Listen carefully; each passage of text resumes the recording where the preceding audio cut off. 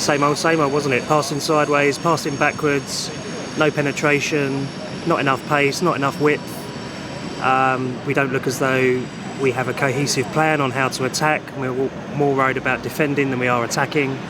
I think for the next game, Mainu looked better when he came on in centre midfield, but I don't think we need two defensive central midfielders. We've got so much attacking talent. Why are we wasting time with two central defensive midfielders? Put Bellingham back there, have Foden as the 10. Gordon looked good for the minute he had when he came on. At least he got down the touchline. Cole Palmer looked great when he came on, so start with them. Harry Kane, I don't know what's going on with him, but maybe try Ollie Watkins, I don't know. But wholesale changes need to be made. It's just not good enough. We've come here to be entertained. We've got the players who can entertain.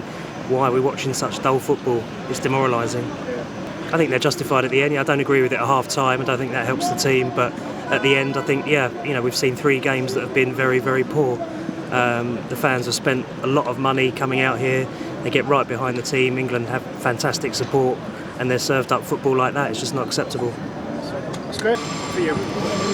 I just think there was a lack of ideas. I mean, we played better than we did in the other games in terms of the forward thinking, but I think that there was just so many things that we could have done so much better. Like, there's no fluidity. We don't use the left at all. Not our fault because we don't have a left back. But there's no pushing. There's no going down the left flank. So it's all on the right. So it's left all up to Saka to do everything.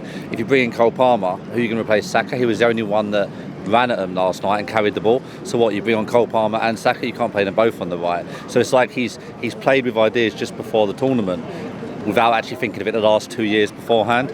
So I think that it was a bit too late to make the changes. Sentiment.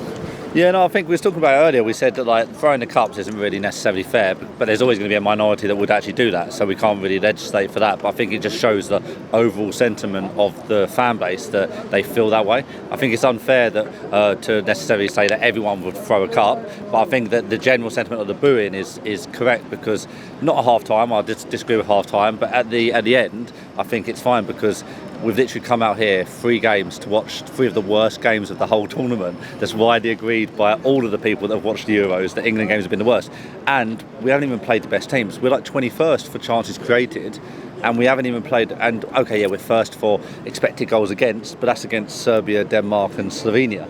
So, I mean, I think the boos are just a sign of how bad we've played. I think people don't mind if we play entertaining football and we win 3-2 or we lose 3-2, because at least we've had a go. I think that's the only problem, is the having a go part, and we're not doing winning or having a go, so it's neither. Well, to put things into perspective, this is my 7th Euro. My first one was Sweden '92, and it's the same old. Poor football. 3 qualifying games that have been ineffective, apart from 2 goals and a bit in the second half yesterday. We haven't got a left-hand side. We haven't got a recognised left back. We've played Foden out of position in 3 games now.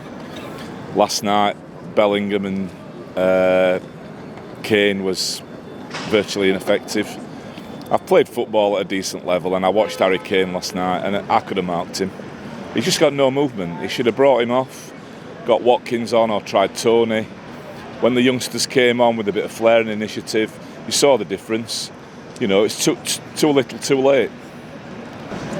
Yeah, it's a lot of money. You're paying 400-500 euros a game, and taking time off work. You're dedicated. The preparation was, we've had 4 poor games on the trot now.